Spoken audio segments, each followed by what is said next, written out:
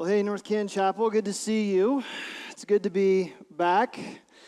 Before we get into anything this morning, I do want to say thank you. The Marshall family's been away on family vacation for the last 2 weeks, and without getting all sappy, I just want to say thank you. It means a lot to our family that we can go away for a little while and just kind of be together and to make some memories. You guys care for your pastors very well, and so I want to say thank you for that. And it's good to know that, in all seriousness, we're at no shortage of good teaching pastors here. You got to hear from Pastor Matt and from Pastor Micah, and our leadership is just moving forward, and so I think I'm just going to go way more often. That works well for me. No, in all seriousness, we were in Colorado for a couple of weeks, and just super quick story. I try my best to be a good dad, even though sometimes it means being very uncomfortable. So I'm not scared of many things, but one thing I'm terrified of is horses. And but Hannah, who is 11, loves horses because she's an 11-year-old girl. So we go horseback riding, right? And so I told the ranch that we kind of secured for the day. I said, "Hey, I don't want one named Turbo or Nitro or Thunder. I want Bessie or Petunia or Grandma. That'd be great." And so they gave me one called Buck. And I was assured that was a proper name, not a verb. And I'm like, okay. But we got through it. And in all seriousness, thank you guys so much. We missed you. We're glad to be home. We love you a lot. So this morning, I want to put forward a question that I do think is going to become increasingly critical, increasingly controversial, and probably even increasingly conflictual in the coming years.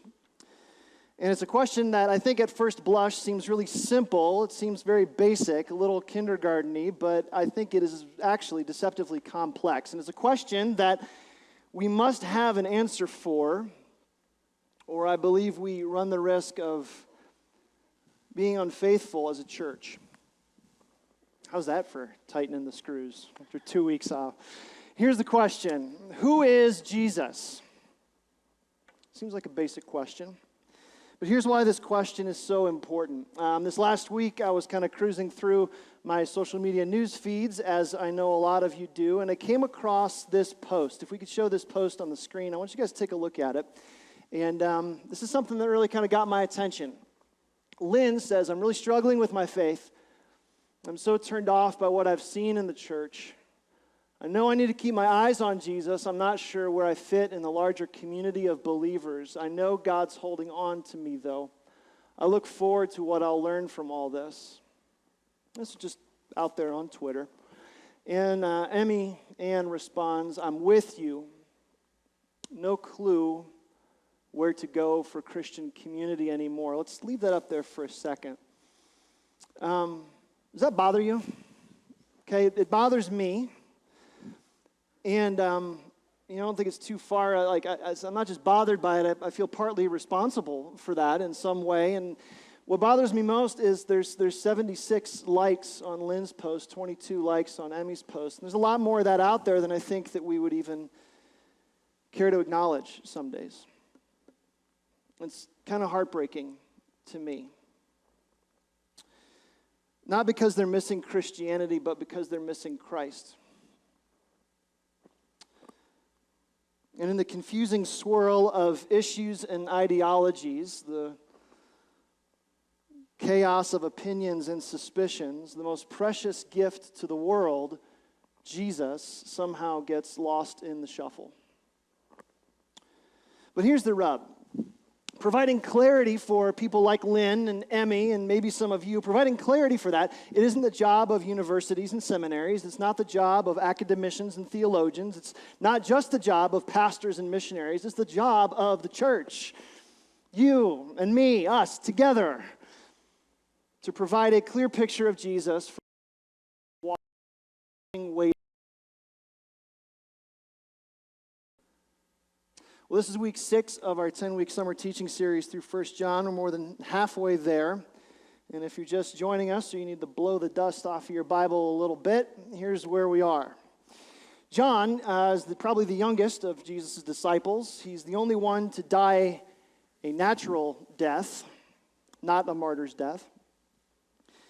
He has spent 15 years as a religious exile on the island of Patmos at the hand of the Roman Emperor Domitian, the city of Ephesus, where he had pastored a number of years before, and now over 90, with the heart of a tender, godly grandfather. He writes this church a letter with one crystal clear objective, and I don't know if you've caught it, but we've sort of co-opted it as like a subtitle for this series, that you may know. Know what? Comes up over and over in this letter, and it just perfectly embodies John's heart for this church. That in a world of spiritual uncertainty, you may know the source of truth. That in a flurry of false teaching, you may know the truth of the gospel. That on an increasingly crowded stage of would-be saviors, you may know the person of Jesus. This is John's heartbeat. And so here's where we're going this morning. We're going to pick things right where we left off last week. We're going to be in 1 John chapter 4 there, or flip there, or you can watch on the screens behind me in a bit.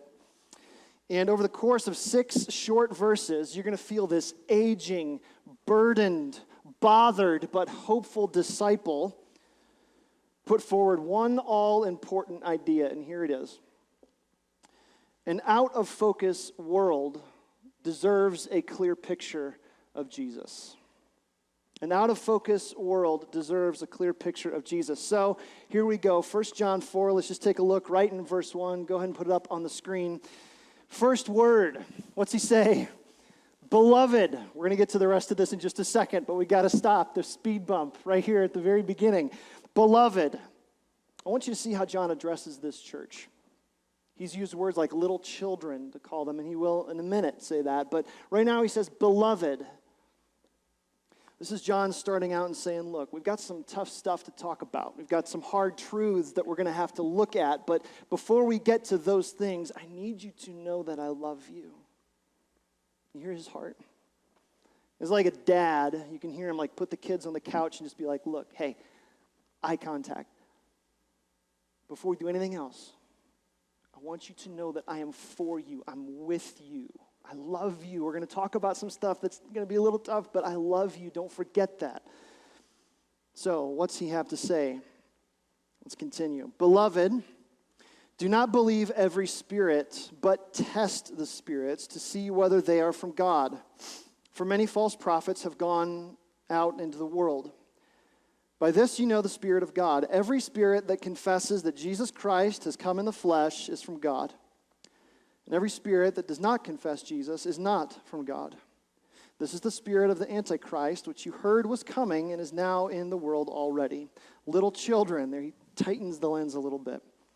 You are from God, and you've overcome them, for he who is in you is greater than he who is in the world. Praise God for that statement, right? They are from the world, therefore they speak from the world listens to them. We are from God. Whoever knows God listens to us. Whoever is not from God does not listen to us. By this we know the spirit of truth and the spirit of error. So we'll get to the spooky stuff in just a minute. But for now, I want to see what he's saying first, right out of the gate in verse 1. Verse 1 functions like a banner that's over this entire text. And for the grammatically inclined among you, you already saw this. There's 3 things. There's a negative command, so a prohibition, something he wants us to not do. Then there's a positive command, something he wants us to do. And then there's a purpose clause, a reason why John is so worked up. So first, the negative command. What's he say? Right out of the gate, verse 1, Beloved, do not believe every spirit. Did you see it there? Don't believe every spirit. Have you ever seen something or someone that looks really spiritual, but is kind of a phony? Something that's really outwardly very impressive, but hollow, like outwardly very compelling, just not very genuine. They've got a following, but there's something that's just kind of like off. That's what John's talking about here. This is a big problem in the ancient world, and it's a big problem in our world today. Ephesus is a city of spiritual entrepreneurs who are seeking spiritual influence, and all you needed was a street corner, a relevant topic, a compelling agenda, and a dash of eloquence, and you've got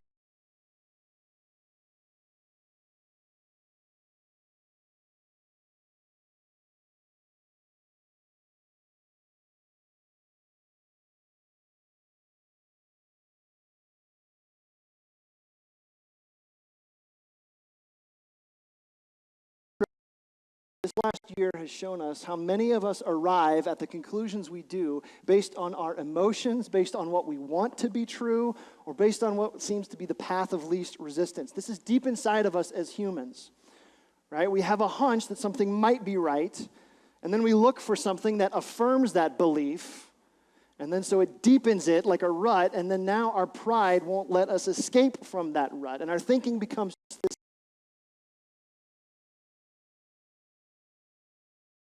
John's word for us essentially boils down to this: don't believe everything you hear. Be suspicious of your own gullibility. If you had to contextualize it, don't be so quick to copy, paste, share, and send, and repost. Ancient Ephesian street corners are today's social media feeds. First century speeches are today's blog posts. And spiritual entrepreneurs are no different than everything else that do. Don't believe everything you hear, John is saying. What am I supposed to do then, John? Just bury my head in the sand? I thought we were supposed to seek truth and be discerning, just like avoid it? Is that what I'm supposed to do? No. John gives us an alternative. Here's his answer. It's the positive command that shows up. Beloved, do not believe every spirit, but what? Test the spirits. So now he's giving you something to do. You want to know what truth is? You can find it. Test the spirits. Elsewhere in the New Testament, that verb test is translated as examine or interpret or discern. It takes hard work. There's nothing nostalgic, no spiritual sentimentality here. There's a healthy degree of suspicion, close examination. It's work. It's like that sophomore biology class where you put that slide under the microscope and you get in there and you dial it in until that lens is really, really focused, and then it pops and you're like, oh my gosh, I could see that all of a sudden. It takes work to dial all this in. Only we're not looking at an amoeba. What are we looking at? Spiritual truth. Who is Jesus? Well, why is this so important? Don't believe everything you hear, but test the spirits. Why? And then John's purpose clause emerges where he says, for, that's your clue to purpose, for, or because, many false prophets have gone out into the world. This is John saying, look, a lot of people are going to tell you a lot of things for a lot of reasons, and you're going to have a lot of reactions. And your long-term spiritual health depends on your ability to examine what they're saying and hold it up to actual, verifiable, biblical truth. And I love how John is so honest here, right? He just says, look, there's no sugarcoating here. There's no minimizing, no downplaying. He's like, look, this is already at work in our world. They're already out there. That's actually strangely comforting, isn't it? He's not trying to make it easy on us. He's just going, look, yeah, there's a lie, lots of them out in our world, and people are leveraging their spiritual authority, trying to get you to buy a lie, primarily about Jesus. Watch for it, and don't buy it. So it kind of begs the question, right? Can you see it? Could you recognize a lie? Can you hold it up to truth and refute it?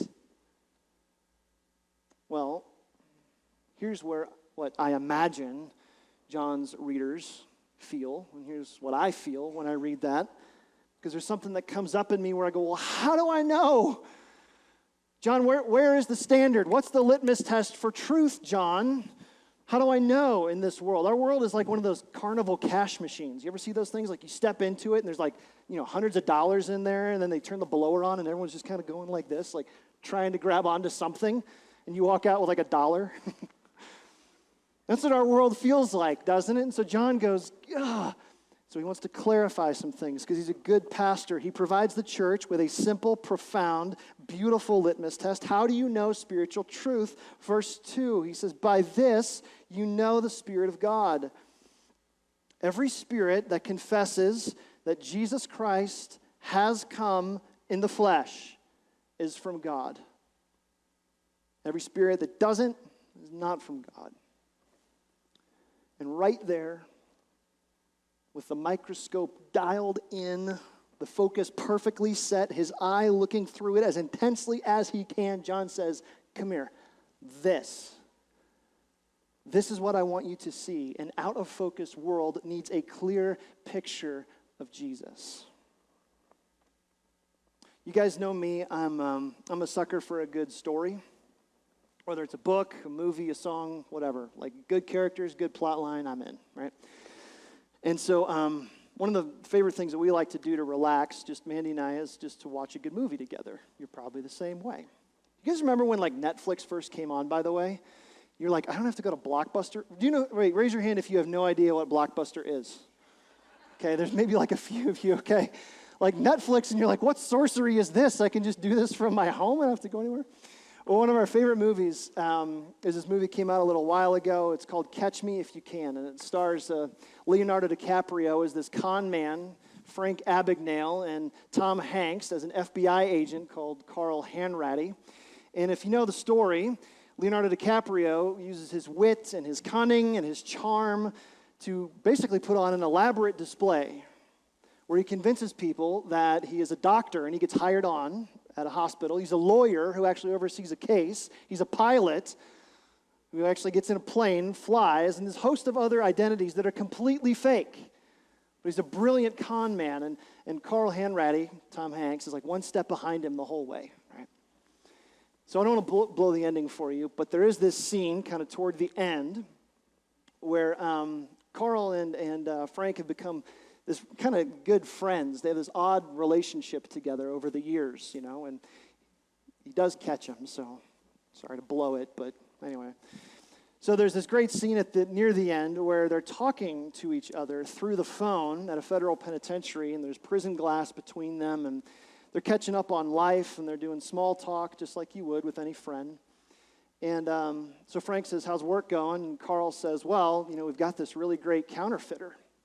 Now, Frank's stock and trade, above everything else that he had done, was creating counterfeit currency and forging fake checks.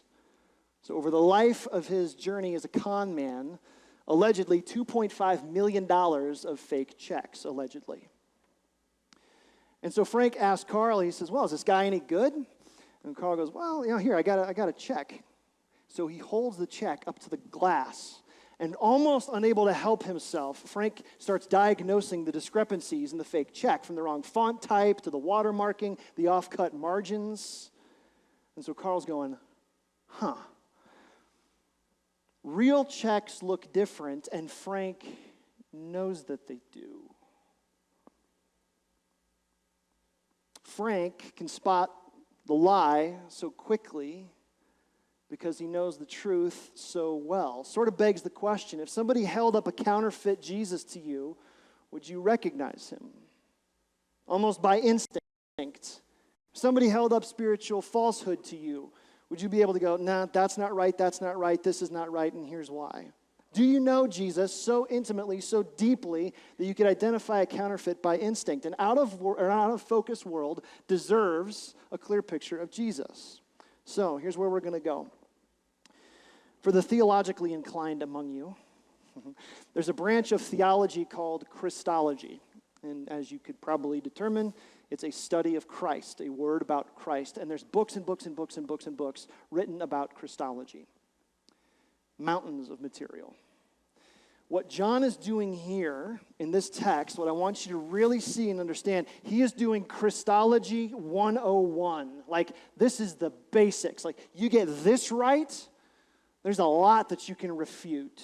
And so what I want to do is I want to put a magnifying glass right over verse 2, because John rolls out 3 essential truths about Jesus that are incredibly important. So we're going to put them under the magnifying glass, look at them, and then I'm going to give you, after a bit, I'm going to give you 4 ways to make this really stick. So, truth number 1, I want you to see this in here. Truth number 1 is Jesus is Messiah. That's the big thing we got to understand. It's the first thing John says. He says, everyone who believes or everyone who confesses that Jesus Christ, that word Christ, that's where we find this. Now, quick little theology for us. Christ is not Jesus' last name. Okay, that's a very common assumption, and that's okay if you thought that. You don't have to feel bad. It makes sense because they follow each other. They're both capitalized, so like, you know, Brannon Marshall, Mike Hepler, Jesus, like it just sort of makes sense. But Jesus is his name. Christ is his title. Okay, it's a Greek word that means anointed one, and it's built on a Hebrew word, Messiah, means anointed one. There's something special about Jesus. So 3 things I want to give you about this, and then we're going to move on. First thing that this title, Christ, means about Jesus, and why it's so important for us to get, John is saying that Jesus, this carpenter's son turned rabbi, is the complete and total fulfillment of all Old Testament prophecy. The entire Old Testament points to this person. It's a big claim. Second thing that this means about Jesus, when he says the term anointed one, Messiah, Christ, what that means is that there's something special about Jesus that is not true of other leaders or other teachers, that he's going to do something, he's anointed for a purpose that's different from everybody else. And then the third thing I want to let you know about Christ, kind of putting those 2 things together, is that his life, by applying that title to his life, that his purpose will be for one thing, to make atonement for God's people. Okay, so that's what that term means. Jesus is Messiah. That's the first thing that we've got to get. Christology 101, Jesus is Messiah. Truth number 2, that Jesus is God.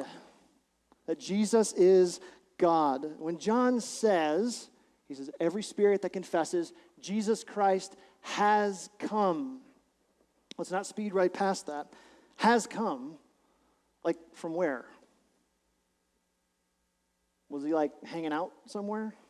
Has come. What do you mean has come? Like in the same way that like I was born or you were born? Like it's an odd word choice, John. Why would you say that?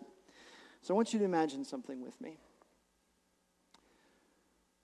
From the dawn of time, like ever since the very, very, very, very beginning, the second person of the Trinity, God the Son, was waiting in the wings of a stage. And the stage was busy over time, like rulers came and went, like these great movements swelled and swept across the stage.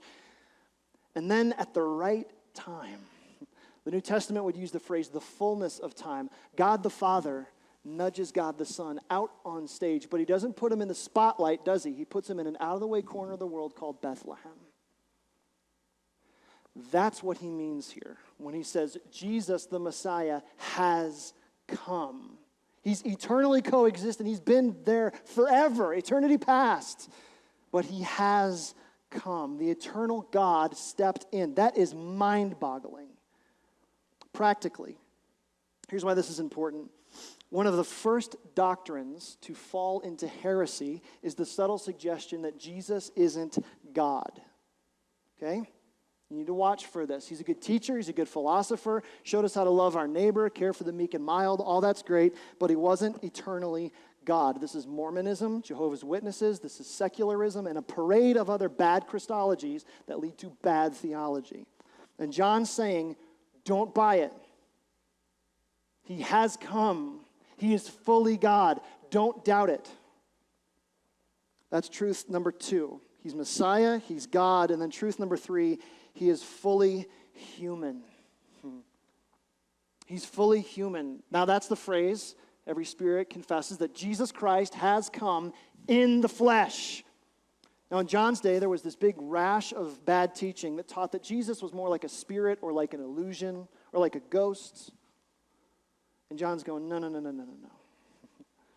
you remember how he introduced Jesus in 1 John? That which we have seen, that which we have touched, which we've heard. Like he ate with Jesus and he saw him eat. He was at the cross and he saw him bleed. Like Jesus was a real flesh and blood person. Here's why this is important. If you're taking notes, you can write this quick reference down. This is Hebrews chapter 2. Here's why this is important. It's not just that it's a nice thought that Jesus came and died. There's a lot more to it. Hebrews chapter 2, verse 17 says this, therefore, he had to be made like his brothers in every respect so that he might become a merciful and faithful high priest in the service of God to make propitiation, that's the turning away of the wrath of God, for sins. Now here's the kicker. For because he himself has suffered when tempted, he is able to help those who are being tempted. How does it change your view of God to know that Jesus knows exactly how you feel when temptation is about to take you down? Think about that. You have a God who gets you. I know that sounds really pop and almost irreverent, but that's what Jesus' incarnation, being fully human, is really about. And when you feel lost, he knows what that feels like. When you feel unloved, he knows what that feels like. When you feel abandoned by those you love, as Jesus was, even by his Father for that brief moment in time on the cross, you're not merely there to meet a distant deity. You are meeting with a sincere Savior who gets you. That just changes your perception of God. Here's the point. What John means when he says he has come in the flesh is that when the eternally coexistent second person of the Trinity, this co-creating Son of God, stepped into creation, he did so that by entering our mess, he could conquer our mess. So that by having victory over sin, he could get you through sin. That by becoming man, he could change man. And that is massive theology, and it's bound up in that one little phrase, in the flesh. Now, John holds all three of those truths up. Jesus is Messiah, Jesus is God, and Jesus is human. And he says, this is the litmus test. Christology 101. This is what we have to get right. If you want your out-of-focus world to see Jesus clearly, focus on these three truths and what they mean.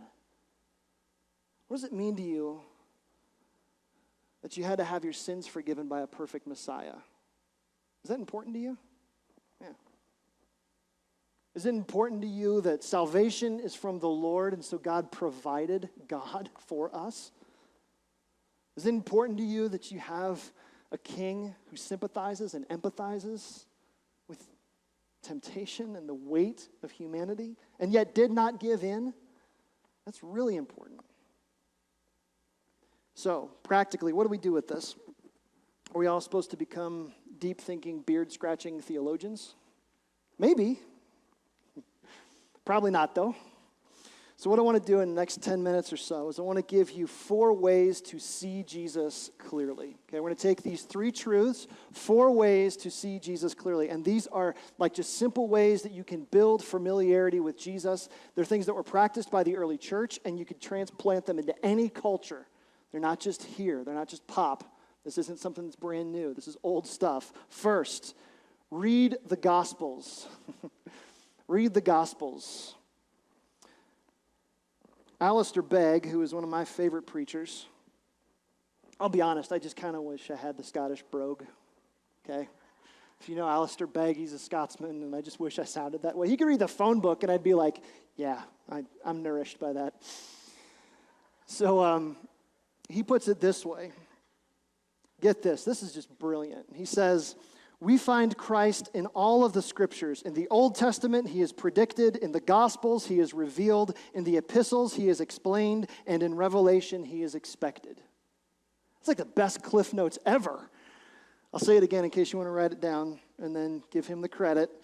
In the Old Testament, Christ is predicted. In the Gospels, he is revealed. In the epistles, he is explained. And in Revelation, he is expected. So here's why this is so important. Guys, we are called Christians. That means we know Jesus. We build our lives after him, and we do what he does. That sounds insultingly basic, but here's what John wants us to get. Over and over and over again throughout this letter, John has been saying the same thing. The Christian life boils down to one idea. How much does your life show how much you love and know Jesus? Does it? Like, are you loving? If not, you may not know Jesus. Did you read the Gospels? Do you see what he does? So read the Gospels. 2,000 years later, my word for us is this. If I want to understand the high definition, ultra 4K picture of who Jesus is, I want to focus my attention on where he is finally and fully revealed. Read the Gospels.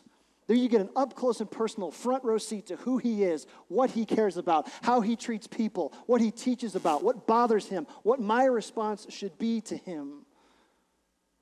I don't think we understand how much of a privilege that is. No other religion has that. This is where we learn what the real check looks like. We study the real thing to determine the false thing. And so if you're looking for a place to start, let me get just insanely practical for you. Start with the Gospel of Mark. You could read the Gospel of Mark in about an hour and a half, just start to finish. And it's a narrative, so it's meant to be read like that. Just hour and a half. Matthew's probably going to take you about 2 hours. Luke and John, probably about 2.5 hours, a little longer. Right? That's not that hard. But for the sake, or for the time that it takes me to watch a movie, I could read the Gospels. Crazy. We don't even think about it like that. So here's my goal for you, just to throw this out there. Make it a goal to read the Gospels once a month. Not that hard. Fighting for the time for it, that's where it gets hard, isn't it? So that's number one. Number two, use Jesus' name. Use Jesus' name. Again, this sounds really basic, but here's what I mean. Most of us are over-experienced in explaining Jesus, and we are under-experienced in introducing Jesus. It sounds really catchy. What do I mean? Mandy and I have been married for 17 years. And over the 17 years, we've learned a lot about each other. She's seen me at my best, and she's seen me at my worst. And I've seen her at her best, and I've seen her at her worst. And if you just came up to me and you didn't know Mandy, and just like point blank, open-ended said, tell me about Mandy. I'm not going to give you her credit score, bank account information, social security number, any of that stuff. Why? What I'm going to tell you about is how 17 years of being married to this amazing person has made me into a different person. How who she is influencing the man that I am becoming. What's the point? Isolated facts about Christianity are poor substitutes for a relationship with Christ. Isolated facts about Christianity, or even like your best theology, isolated facts about Christianity are poor substitutes for a relationship with Christ. Jesus is a real person who makes a real difference in the lives of real sinners. And so if you want to make much of Jesus every day to everyone, please hear me on this, North Canton Chapel. People want to know if Jesus is making a difference in your life or you're just going to church. Have you experienced like the peace that comes when your world is falling apart and you're like, why do I feel okay? Have you had to confront the death of a loved one and you find yourself hoping in heaven? Have you had this experience, seriously, of him getting you through something you didn't think you could get through? And people look at you and they go, well, why are you so hopeful? What is that? Because Jesus. That's simple. People look at you and go, hey, man, like, they hit you. How come you didn't hit back? Because Jesus. Your life is not all about yourself. Why? Because Jesus. Here's the thing, and I want you to get this, and hear this from my heart. You are not a professional marketer for your church. You are a personal disciple of Jesus. And so what that means is you just talk about what he's doing in your life. One of the most clarifying words that you can give in an out-of-focus world just starts with, because Jesus. That's tip number 2. Number 3, narrow your focus to deepen your impact. Narrow your focus to deepen your impact. Here's what this means. Chip and Joanna Gaines do not write mystery novels. Tom Clancy, not Dan, Tom does not write cookbooks. You will be known for one thing. You cannot be an expert at everything. Your life will be built around one idea, and a Christian is someone who says, I'm putting all my chips on Jesus. I want to be known by what he has done in my life. This is going to be the subtitle of my life. I'm going to narrow my focus. I'm going to be about one thing. I want to be an expert in one thing, so that I can have a very deep impact. I think this is so critical in our world today. This is Paul to the church in Corinth, where he said, I resolved to know nothing among you except Jesus Christ and him crucified, so that your faith may not rest on the strength of men, but on the wisdom of God. What's he saying? There's a lot of stuff out there you could choose to care about. And Paul goes, I want to care about one thing. Jesus and him crucified, period. Narrow your focus to deepen your impact. There is such a thing as healthy apathy for the sake of gospel clarity. Sometimes. You've heard me talk this way a lot over the last year, but I really do believe that the reason why the souls of so many Christians are so wrenched right now is because we've bought into this lie that I have to have a Loctite, fully formed opinion about absolutely everything. Guys, that is too much weight for your soul to bear. Pay attention to your soul. It is crushing you. You were not created to be an expert at everything. You were created to be an expert in one thing, Jesus. My word to you as your pastor, and please hear my heart on this. I really don't care about what you believe about most of the things that populate the headlines. I really don't. I care very deeply about what you think about Jesus. Because most of those other things, they're going to go blowing away like dandelion tufts in the wind. But Jesus lasts. And if you chase them, you will end up exhausted, frustrated, and bitter when they don't bring the peace that you thought they were going to bring you. So don't chase them. Don't even bother. All right. This is pretty personal for me. Really, there's something that happens when you turn 40. I don't know what happens. I just realized, I'm about halfway there. Yeesh. So why waste the rest of it on what doesn't last? I don't want to be known by what I think. I want to be known by what Christ has done. And I don't want my speculation to eclipse my story. I don't want my opinion to be louder than my transformation. So, number four. Talk about what Jesus is doing. Talk about what Jesus is doing. I get together with people at North Canton Chapel a lot, and maybe you do too. It's Starbucks, it's our living room, and these days it's even Zoom meetings. And one of my favorite questions to ask, if you're ever doing a face-to-face, is just tell me what Jesus is doing in your life. It's this wide open, anything goes, you name it kind of question. Just tell me what he's doing in your life. And there's so many other potential topics to talk about, but when you talk about what Jesus is doing in your life, gospel gets real. And you can say, oh man, let me tell you what he's doing. But here's the thing I've noticed. You can't fake that, can you? Not for very long, especially not in community. It's why a lot of groups fizzle and fade, because Jesus moved from the focus to the footnote. Don't let that happen. Talk about what Jesus is doing in your life. It's the most satisfying thing that you can do. I love preaching. I love it. I love gathering in this room, and I love singing together. I love praying together. But the real stuff of the Christian life is what happens out there, how we talk about Jesus out there. This is a training ground where you go impact your world, because that is where spiritual truth is needed. And you have it. So go talk about him. Practically, here's what this means for us, and I want to encourage you with this. Fall, like autumn, right, is a major momentum builder in the lives of most of us. The kids are back in school, families get back in rhythm, and these structures that have been absent over the summer sort of come back. I have a friend who says that September is January part 2. And so here's what this means for you. Commit this fall. I'm sorry to talk about fall. Commit this fall to making choices that really last and count. Here's what I mean. Get in places with people where you can talk about what Jesus is doing in your life. Rooted is coming back September 19th. Financial Peace University, also September 19th.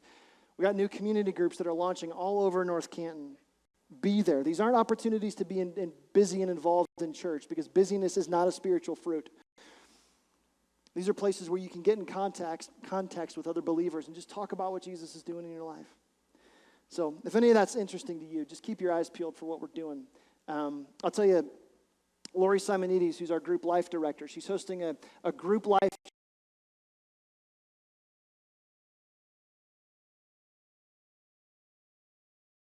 for most of us. It is for me, right? And I talk for a living. But I want you to go to that group life Q&A if you're curious about how do I join a what is a community group, how do I sign up for these things called Rooted and Financial, what is all that?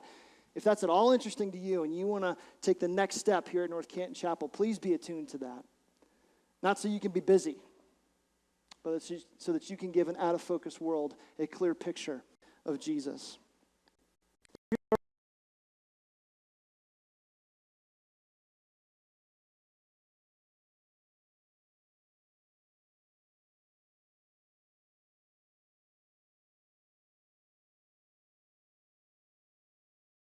when she was very young.